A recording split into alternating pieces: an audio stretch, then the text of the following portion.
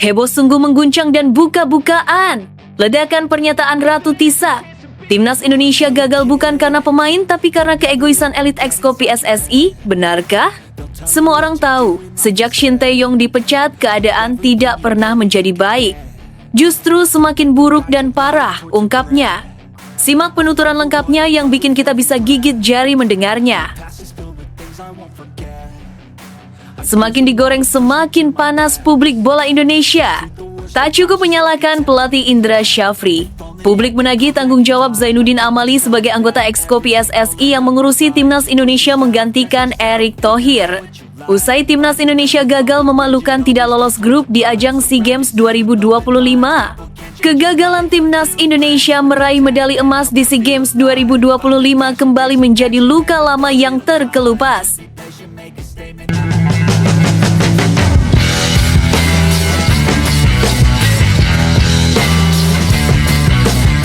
Sebelum kita lanjut ke berita terlengkapnya, alangkah mulianya bagi kalian untuk tekan tombol like dan yang belum subscribe, tolong subscribe channel ini. Heboh sungguh mengguncang dan buka-bukaan. Ledakan pernyataan Ratu Tisa. Timnas Indonesia gagal bukan karena pemain tapi karena keegoisan elit Exco PSSI, benarkah? Semua orang tahu, sejak Shin Tae-yong dipecat, keadaan tidak pernah menjadi baik. Justru semakin buruk dan parah, ungkapnya. Simak penuturan lengkapnya yang bikin kita bisa gigit jari mendengarnya. Sepak bola Indonesia kembali diguncang oleh sebuah pernyataan yang datang secara tiba-tiba dan langsung menyedot perhatian publik.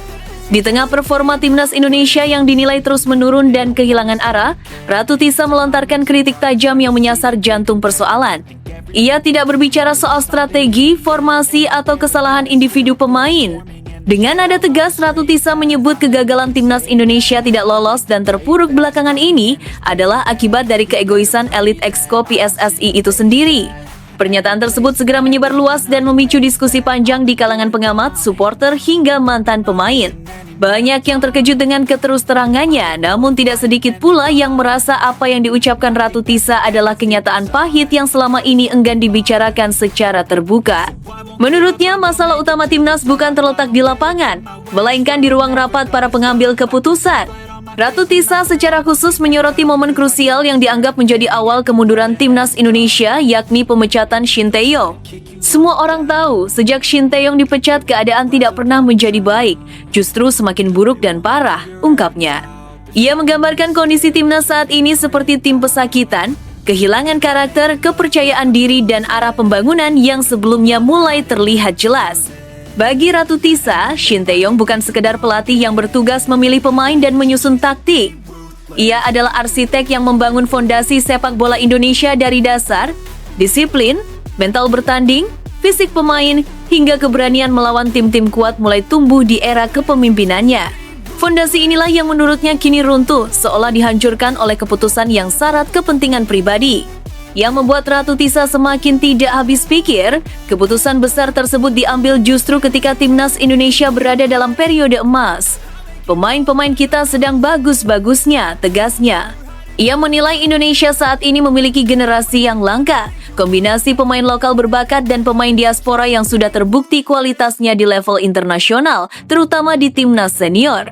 Dalam pandangannya, jarang ada masa di mana Indonesia memiliki kedalaman skuad sebaik sekarang. Pemain diaspora menunjukkan profesionalisme, pengalaman, dan mental bertanding yang kuat.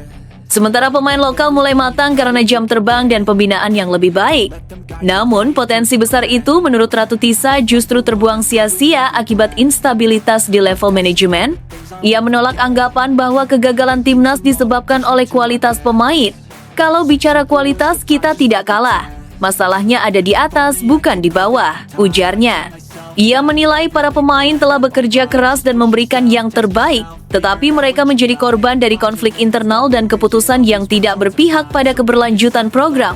Ratu Tisa juga menyinggung sikap Exco PSSI yang dinilai lebih mementingkan ego dan kekuasaan daripada kepentingan sepak bola nasional. Keputusan strategis seringkali diambil tanpa mempertimbangkan dampak jangka panjang. Ketika ada perbedaan pandangan, yang dikorbankan justru stabilitas tim. Akibatnya, setiap pergantian pelatih atau kebijakan selalu mengulang proses dari awal. Menurutnya, sepak bola tidak bisa dibangun dengan cara seperti itu. Dibutuhkan kesabaran, konsistensi, dan kerendahan hati untuk memberi ruang bagi program yang sudah berjalan. Kerja keras Shin Tae-yong membangun pondasi selama ini hancur berantakan begitu saja, katanya dengan nada kecewa. Apa yang seharusnya dilanjutkan dan disempurnakan justru dihentikan secara mendadak. Pernyataan Ratu Tisa terasa seperti jeritan hati banyak supporter. Selama ini, publik sering diminta bersabar dan percaya pada proses. Namun, ketika proses itu sendiri diputus di tengah jalan, kepercayaan pun runtuh. Kekecewaan supporter bukan hanya soal hasil pertandingan, tetapi soal arah dan visi sepak bola Indonesia. Kini, kritik Ratu Tisa menjadi pengingat keras bahwa timnas Indonesia bukan kekurangan talenta, melainkan kekurangan kebijaksanaan. Jika ego elit terus dibiarkan mendominasi, maka timnas akan terus berjalan di tempat bahkan mundur. Periode emas yang seharusnya melahirkan prestasi hanya akan menjadi cerita tentang peluang yang disia-siakan. Pertanyaannya kini, apakah pernyataan ini akan menjadi titik balik? Ataukah kembali tenggelam tanpa perubahan nyata? Publik menunggu, bukan lagi janji, melainkan keberanian untuk menyingkirkan ego demi masa depan sepak bola Indonesia. Namun tunggu dulu, setelah admin telusuri secara mendalam bahwa berita di atas adalah karangan belaka dan hoax, ini sebagai edukasi supaya penonton lebih jeli dalam memilih berita. Semakin digoreng, semakin panas publik bola Indonesia. Tak cukup menyalahkan pelatih Indra Syafri. Publik menagih tanggung jawab Zainuddin Amali sebagai anggota Exco PSSI yang mengurusi timnas Indonesia menggantikan Erick Thohir. Usai timnas Indonesia gagal memalukan tidak lolos grup di ajang SEA Games 2025. Kegagalan timnas Indonesia meraih medali emas di SEA Games 2025 kembali menjadi luka lama yang terkelupas. Harapan besar yang sejak awal dikumandangkan, optimisme publik yang terbangun dari performa menjanjikan generasi muda, hingga dukungan penuh dari jutaan supporter, akhirnya harus berujung kekecewaan. Target emas yang digadang-gadang sebagai simbol kebangkitan sepak bola nasional kembali melayang, meninggalkan banyak tanda tanya. Seperti yang sudah sering terjadi, sorotan pertama langsung mengarah ke pelatih kepala. Nama Indra Syafri kembali berada di garis depan kritik. Taktik dipertanyakan, pemilihan pemain diperdebatkan, hingga keputusan di lapangan menjadi bahan analisis tanpa henti. Namun berbeda dari kegagalan-kegagalan sebelumnya, kali ini suara publik terasa lebih keras dan lebih luas. Banyak pihak menilai bahwa menyalahkan pelatih semata adalah cara lama yang tak lagi relevan. Pengamat sepak bola, mantan pemain hingga penggemar timnas Indonesia mulai sepakat pada satu hal. Kegagalan di SEA Games 2025 adalah kegagalan sistem. Artinya, tanggung jawab tidak bisa berhenti di level teknis, tetapi harus ditarik ke atas ke ranah kebijakan dan tata kelola sepak bola nasional. Dalam konteks inilah, nama Zainuddin Amali ikut diseret ke dalam pusaran kritik. Sebagai figur penting dalam struktur olahraga nasional, Zainuddin Amali dinilai memiliki peran strategis dalam menentukan arah, prioritas, dan keberlanjutan program sepak bola Indonesia. Publik menilai ketika target emas sudah dicanangkan secara terbuka, maka kegagalan mencapainya harus diiringi dengan sikap tanggung jawab yang sama terbukanya. Bukan sekadar pernyataan normatif atau janji evaluasi yang berulang kali terdengar setiap kali timnas gagal. SEA Games sejatinya bukan turnamen dadakan. Ajang ini memiliki siklus yang jelas dan seharusnya menjadi puncak dari pembinaan usia muda yang terencana. Jika hasilnya kembali nihil emas, pertanyaan besarnya adalah, di mana letak masalah sebenarnya? Apakah pada kualitas pemain, persiapan yang terlalu singkat, kompetisi domestik yang belum ideal, atau justru pada kebijakan yang tidak konsisten? Pengamat menilai bahwa sepak bola modern menuntut kesinambungan. Tidak cukup hanya mengganti pelatih setiap kali target meleset. Tanpa fondasi yang kuat, pergantian figur hanya akan mengulang lingkaran kegagalan. Dalam situasi seperti ini, keberanian pemimpin untuk tampil ke depan dan mengakui adanya kekurangan sistem menjadi sangat penting. Di media sosial, kekecewaan supporter terasa lebih emosional dibandingkan tahun-tahun sebelumnya. Banyak yang mengaku lelah dengan narasi proses yang terus diulang, tetapi jarang berujung pada hasil nyata. Generasi emas silih berganti, proyek jangka panjang berganti nama, namun prestasi di level Asia Tenggara tetap stagnan. Bagi sebagian penggemar, kegagalan di SEA Games 2025 bukan hanya soal kalah di pertandingan, melainkan soal hilangnya kepercayaan. Publik menilai jika pelatih diminta bertanggung jawab atas hasil di lapangan, maka pejabat olahraga pun seharusnya bertanggung jawab atas arah kebijakan. Sikap ksatria bukan berarti mencari kambing hitam baru, melainkan berani melakukan evaluasi menyeluruh dan transparan, mulai dari perencanaan, pembinaan, hingga eksekusi program. Desakan agar Zainuddin Amali menunjukkan tanggung jawab bukanlah serangan personal.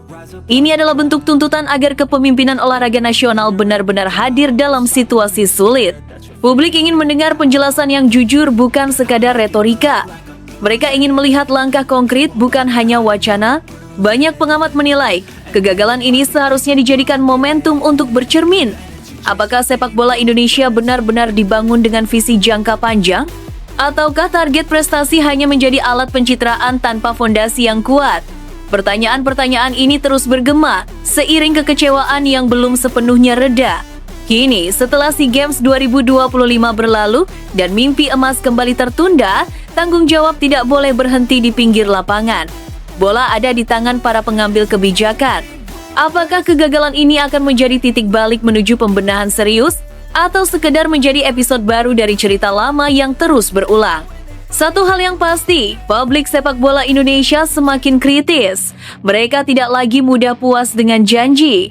Mereka menuntut arah yang jelas, keberanian untuk berubah, dan tanggung jawab dari semua pihak. Karena bagi supporter, timnas bukan sekadar tim, melainkan harapan.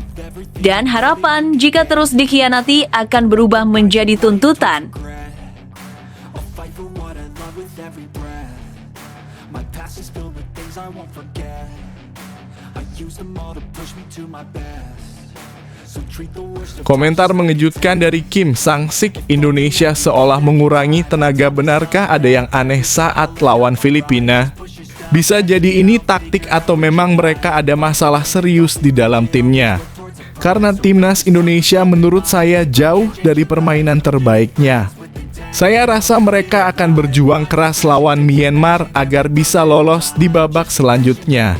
Jika mereka bisa lolos, itu sangat berbahaya buat lawan-lawannya karena saya yakin itulah kekuatan terbaik mereka akan muncul. Sebuah laporan dari media lokal Thailand menjadi sorotan setelah menyebutkan bahwa pelatih Kim Sang-sik memberikan komentar mengejutkan terkait kekalahan timnas Indonesia dari Filipina. Dalam laporan tersebut, Kim disebut menilai bahwa permainan Indonesia tampak tidak maksimal, seolah mengurangi tenaganya hingga akhirnya kalah 0-1 dalam laga yang menentukan. Meski belum dapat dipastikan konteks lengkap dari komentarnya, laporan tersebut segera menyebar dan menimbulkan rasa penasaran para penggemar sepak bola Asia Tenggara. Pasalnya, pernyataan itu bukan datang dari sembarang sosok. Kim Sang-sik adalah pelatih yang memahami betul dinamika permainan di level tinggi dan komentarnya sering dianggap jujur serta tajam. Dalam pemberitaan yang beredar, Kim Sang-sik digambarkan cukup terkejut dengan performa Indonesia. Timnas Indonesia seolah mengurangi tenaganya untuk memenangkan pertandingan itu. Begitu kira-kira yang tertulis dalam harian olahraga Thailand tersebut. Menurutnya ada momen-momen ketika Indonesia seakan kehilangan intensitas, terutama di babak kedua. Tekanan yang biasanya menjadi ciri khas permainan Garuda seakan memudar. Namun yang menarik, Kim tidak berhenti pada kritik. Ia justru memberikan penilaian realistis dan penuh hormat terhadap tim asuhan Indonesia.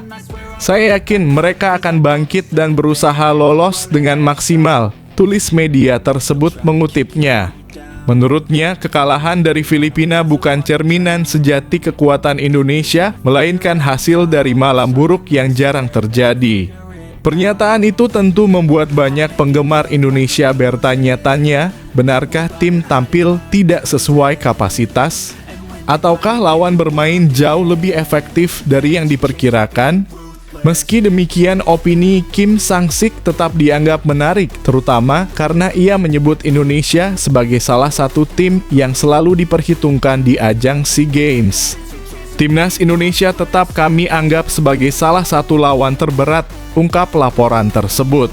Ini merupakan bentuk pengakuan bahwa meskipun Indonesia sedang mengalami penurunan performa di satu pertandingan, potensi mereka tetap sangat besar dan tidak bisa dianggap remeh. Banyak analis sepak bola di kawasan Asia Tenggara juga sependapat bahwa Indonesia memiliki fondasi permainan yang kuat. Meski sempat goyah ketika berhadapan dengan Filipina, skuad Garuda dikenal mampu bangkit dengan cepat. Dalam beberapa turnamen terakhir, performa mereka menunjukkan progres yang stabil, terutama ketika menghadapi tekanan besar.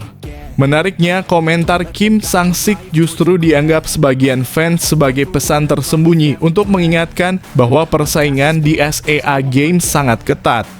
Negara-negara yang dulu dianggap lemah kini semakin maju. Filipina, Myanmar, dan Laos, misalnya, bukan lagi tim pelengkap. Mereka mampu memberikan kejutan yang mengubah jalannya klasemen grup. Namun di sisi lain, pernyataan Kim juga bisa dibaca sebagai bentuk penghormatan. Ia menilai Indonesia selalu membawa gaya bermain yang agresif, cepat, dan kuat di lini tengah. Sang pelatih tahu betul bahwa jika Indonesia menemukan ritme terbaiknya, mereka bisa menjadi mimpi buruk bagi tim manapun. Oleh karena itu, banyak penggemar Indonesia yang justru merasa termotivasi membaca laporan tersebut. Kritik Kim dianggap sebagai cambuk bagi tim untuk tampil lebih disiplin, lebih fokus, dan lebih percaya diri ketika menghadapi laga berikutnya. Laga melawan Myanmar kini menjadi titik balik yang sangat penting. Tekanan berada pada Indonesia untuk membuktikan bahwa kekalahan dari Filipina hanyalah kecelakaan taktik, bukan tanda ketidakstabilan jangka panjang. Publik berharap para pemain tampil dengan determinasi yang lebih kuat dan pelatih mampu melakukan penyesuaian strategi yang tepat. Jika Indonesia mampu meraih kemenangan besar, peluang untuk lolos ke babak berikutnya akan semakin terbuka lebar.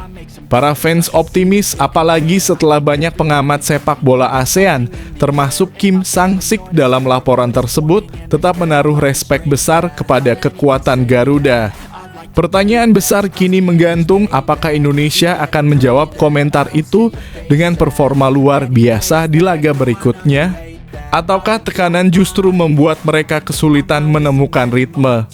Yang jelas, komentar Kim Sang-sik telah menyulut diskusi panjang di kalangan pecinta sepak bola.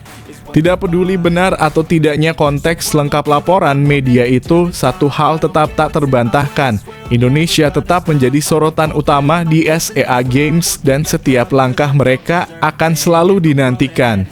Namun tunggu dulu, setelah admin telusuri secara mendalam bahwa berita di atas adalah karangan belaka dan hoax, ini sebagai edukasi supaya penonton lebih jeli dalam memilih berita.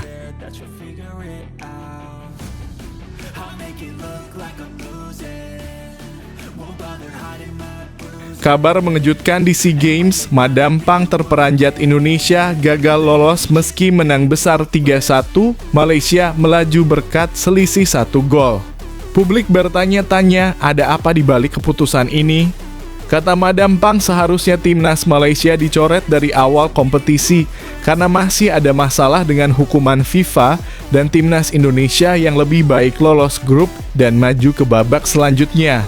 Kabar mengejutkan datang dari ajang SEA Games setelah timnas Indonesia U23 harus tersingkir dari fase grup meski berhasil meraih kemenangan meyakinkan 3-1 atas Myanmar. Hasil tersebut awalnya disambut optimistis oleh publik karena secara performa Indonesia dinilai tampil lebih dominan sepanjang pertandingan. Namun kegembiraan itu berubah menjadi kebingungan ketika pengumuman resmi menegaskan bahwa Indonesia tidak melaju ke babak selanjutnya sementara Malaysia berhasil lolos hanya karena selisih 1 gol. Salah satu sosok yang kabarnya turut terkejut adalah Madam Pang, tokoh berpengaruh dalam sepak bola Asia Tenggara. Menurut rumor yang beredar di kalangan pecinta sepak bola, ia tidak menyangka Indonesia tersingkir meski menang cukup meyakinkan. Spekulasi pun bermunculan mengenai bagaimana sebuah kemenangan tetap tidak cukup untuk membawa Garuda Muda ke fase berikutnya. Di media sosial, warganet ramai mempertanyakan keputusan tersebut. Banyak yang merasa aneh melihat Malaysia lolos dengan margin gol tipis, sementara performa Indonesia dianggap lebih konsisten dan meyakinkan sepanjang babak penyisihan. Beberapa fans bahkan mengungkapkan kekecewaan atas aturan dan regulasi yang dianggap tidak berpihak pada kualitas permainan di lapangan. Situasi semakin ramai ketika muncul opini publik yang menyoroti bahwa Malaysia disebut-sebut sedang menghadapi masalah dengan FIFA. Perlu ditegaskan bahwa hal ini merupakan persepsi sebagian netizen, bukan informasi resmi dari otoritas sepak bola internasional. Namun persepsi itu terlanjur menjadi perbincangan luas, terutama setelah muncul komentar-komentar yang mempertanyakan bagaimana tim yang dianggap sedang dalam sorotan tetap bisa lolos mulus di ajang SEA Games. Seiring memanasnya situasi, beberapa warganet bahkan meminta panitia SEA Games melakukan evaluasi ulang. Ada yang berharap federasi mempertimbangkan kinerja nyata di lapangan, bukan hanya hitungan matematis semata. Ada pula seruan agar timnas Malaysia dicoret dan posisinya digantikan Indonesia, sebuah tuntutan emosional yang jelas tidak memiliki dasar regulasi resmi, namun menggambarkan betapa besar kekecewaan publik Indonesia. Menurut pengamat sepak bola, sistem kompetisi di SEA Games memang ketat dan sering menghadirkan kejutan. Selisih 1 gol dapat mengubah nasib sebuah tim secara drastis. Mereka menilai bahwa keputusan panitia sebenarnya sudah sesuai dengan aturan yang berlaku sejak awal turnamen. Namun tetap saja bagi banyak pendukung Indonesia, kenyataan bahwa Garuda Muda gugur meski tampil dominan terasa pahit dan sulit diterima. Pendukung Indonesia berpendapat bahwa dari segi kualitas, skema permainan, sampai konsistensi selama turnamen, Indonesia tampil lebih solid dibandingkan Malaysia. Banyak komentar menegaskan bahwa secara mata telanjang, Indonesia terlihat lebih pantas untuk melangkah ke babak selanjutnya. Namun dalam turnamen resmi, rasa pantas tidak cukup, semua kembali pada regulasi, hitungan poin, dan selisih gol yang sangat teknis. Sebagian besar netizen berharap adanya evaluasi mendalam dari panitia SEA Games maupun federasi terkait. Meski wacana FIFA turun tangan yang disuarakan publik hanyalah luapan emosi dan bukan mekanisme yang sejalan dengan aturan internasional. Suara-suara itu menggambarkan terus meningkatnya perhatian masyarakat terhadap keadilan kompetisi regional. Meski demikian, berbagai pihak mengingatkan bahwa Indonesia tetap perlu menjaga profesionalitas dan fokus pada pembinaan jangka panjang. Kekalahan yang terasa janggal menurut sebagian fans seharusnya tidak mengurangi semangat tim muda Indonesia yang dinilai memiliki potensi besar untuk bersaing di tingkat lebih tinggi. Terlepas dari kontroversi yang berkembang, satu hal jelas, performa Indonesia di lapangan telah meninggalkan kesan positif. Dan walaupun hasil akhir tidak berpihak kepada Garuda Muda, dukungan publik tidak menunjukkan tanda-tanda meredup. Justru kontroversi ini memicu gelombang solidaritas baru di kalangan pendukung sepak bola nasional. Kini publik hanya bisa menunggu apakah akan ada penjelasan tambahan dari pihak penyelenggara atau federasi terkait keputusan klasemen grup tersebut. Namun satu hal yang pasti, drama SEA Games kali ini memberikan pelajaran penting tentang betapa tipisnya batas antara euforia dan kekecewaan dalam dunia sepak bola. Namun tunggu dulu, setelah admin telusuri secara mendalam bahwa berita di atas adalah karangan belaka dan hoax, ini sebagai edukasi supaya penonton lebih jeli dalam memilih berita. Manchester United hidupkan kembali minat pada bintang La Liga ini. Klub Premier League Manchester United dilaporkan masih menyimpan ketertarikan terhadap gelandang Valencia Javi Guerra. Pemain muda Losce tersebut kembali masuk dalam radar setan merah dan disebut-sebut menjadi target potensial pada bursa transfer tahun 2026 mendatang. Pada bursa transfer musim panas lalu, nama Guerra sempat santer dikaitkan dengan Manchester United. Penampilan impresifnya di lini tengah Valencia membuat manajemen MU kepincut. Namun, karena sejumlah faktor, transfer tersebut gagal terwujud dan Guerra pun tetap bertahan bersama klub Spanyol itu. Menurut laporan Mundo Deportivo, ketertarikan Manchester United belum padam. MU dikabarkan akan kembali mencoba merekrut Guerra pada musim panas tahun depan. Salah satu alasannya adalah rencana perpisahan dengan Casemiro yang kontraknya akan berakhir dan disebut tidak akan diperpanjang. Kondisi ini membuat MU harus mulai menyiapkan pengganti yang sepadan di lini tengah.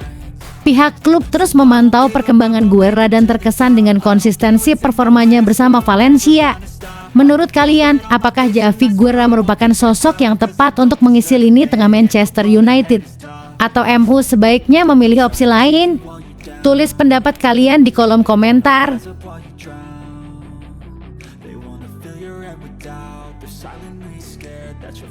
Chelsea tetapkan target prioritas baru, siapkan tawaran 60 juta untuk bintang RB Leipzig sekaligus gaet wonderkid Burkina Faso. Chelsea mulai bersiap menyambut bursa transfer Januari dengan menetapkan target perekrutan baru, kurang dari 3 pekan sebelum jendela transfer resmi dibuka. Tim asuhan Enzo Maresca tengah menjalani musim yang naik turun, yang kembali terlihat usai kekalahan mengejutkan 2-1 dari Atalanta di Liga Champions. Masalah utama The Blues saat ini terletak di lini pertahanan. Chelsea gagal meraih kemenangan dalam 4 laga terakhir di semua kompetisi dan telah kebobolan 27 gol dari 23 pertandingan musim ini. Situasi tersebut membuat Maresca fokus memperkuat posisi bek tengah. Menurut laporan Vichajes, Chelsea menjadikan Chasteloulukeba dari RB Leipzig sebagai target prioritas. Bek berusia 22 tahun itu dinilai cocok dengan rencana membangun pertahanan modern.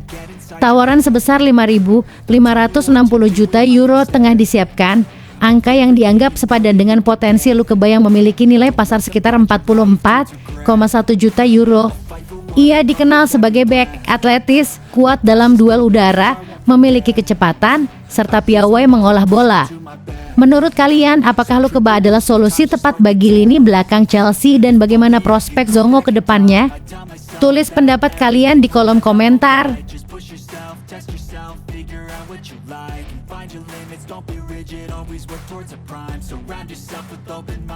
Christian Nergaard, solusi darurat terbaik krisis bek tengah Arsenal. Keputusan Mikel Arteta menunjuk Christian Nergaard sebagai bek tengah darurat sempat menimbulkan tanda tanya. Ketika Arsenal mengumumkan kedatangannya dari Brentford pada 10 Juli 2025, tak sedikit yang meragukan langkah tersebut. Selain berasal dari klub papan tengah, gelandang asal Denmark itu juga telah berusia 31 tahun dan menjadi pemain tertua di skuad The Gunners. Namun, Nergaard menjawab semua keraguan dengan penampilan solid saat Arsenal menang 3-0 atas klub Brugge pada Rabu dalam kurung 10 Desember 2025. Di tengah krisis bek tengah akibat cedera, Arteta memainkannya di posisi tak biasa dan hasilnya justru meyakinkan. Meski kurang dominan dalam duel udara dan kalah 2 kali dalam perebutan bola atas, Nergaard tampil sempurna dalam duel darat. 3 tackle yang ia lakukan semuanya sukses merebut bola dari lawan. Berikut artikel yang telah diubah agar lebih menarik, menggunakan bahasa Indonesia yang baik dan benar, tanpa mengubah arti maupun isi, serta mengajak pembaca berkomentar. 1.200 karakter Christian Nergaard. Solusi darurat krisis bek tengah Arsenal. Keputusan Mikel Arteta menunjuk Christian Nergaard sebagai bek tengah darurat sempat menimbulkan tanda tanya. Ketika Arsenal mengumumkan kedatangannya dari Brentford pada 10 Juli 2025, tak sedikit yang meragukan langkah tersebut. Selain berasal dari klub papan tengah, gelandang asal Denmark itu juga telah berusia 31 tahun dan menjadi pemain tertua di skuad The Gunners. Namun, Nergaard menjawab semua keraguan dengan penampilan solid saat Arsenal menang 3-0 atas klub Brugge pada Rabu dalam kurung 10 Desember 2025. Di tengah krisis bek tengah akibat cedera, Arteta memainkannya di posisi tak biasa dan hasilnya justru meyakinkan. Meski kurang dominan dalam duel udara dan kalah 2 kali dalam perebutan bola atas, Nergaard tampil sempurna dalam duel darat. 3 tackle yang ia lakukan semuanya sukses merebut bola dari lawan.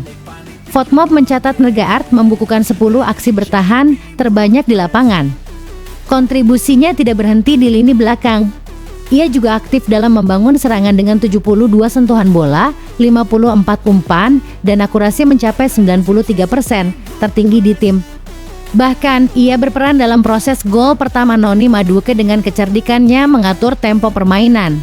Penampilan ini membuktikan bahwa rekrutmen Arsenal bukan sekadar solusi jangka pendek, melainkan opsi cerdas di tengah situasi sulit. Menurut kalian, apakah Nergaard layak terus dipercaya sebagai bek tengah darurat Arsenal? Sampaikan pendapat kalian di kolom komentar.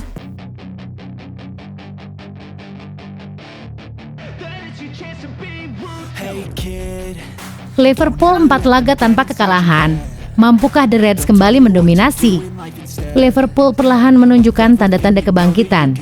Tanpa banyak sorotan, The Reds berhasil mencatatkan 4 pertandingan tanpa kekalahan. Dalam periode tersebut, Liverpool meraih 2 kemenangan dan 2 hasil imbang. Catatan positif ini diawali dengan kemenangan 2-0 atas West Ham United, lalu ditahan Sunderland 1-1 dan Leeds United 3-3 sebelum sukses menaklukkan Inter Milan 1-0.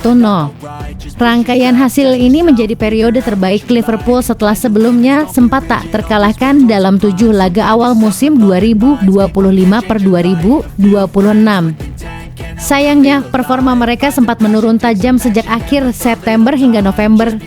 Situasi semakin rumit dengan isu ketidakpuasan Mohamed Salah yang dikabarkan mengancam hengkang, ditambah badai cedera yang membuat kedalaman skuad menipis. Kondisi tersebut membuat manajer Arne Slot cukup puas dengan performa tim belakangan ini. Menurutnya, para pemain telah menunjukkan usaha maksimal meski berada dalam situasi yang jauh dari ideal. Slot menegaskan bahwa Liverpool kini sulit dikalahkan dan menunjukkan daya tahan luar biasa dengan skuad terbatas. Menurut kalian, apakah Liverpool mampu melanjutkan tren positif ini dan kembali mendominasi atau justru akan kembali terpeleset?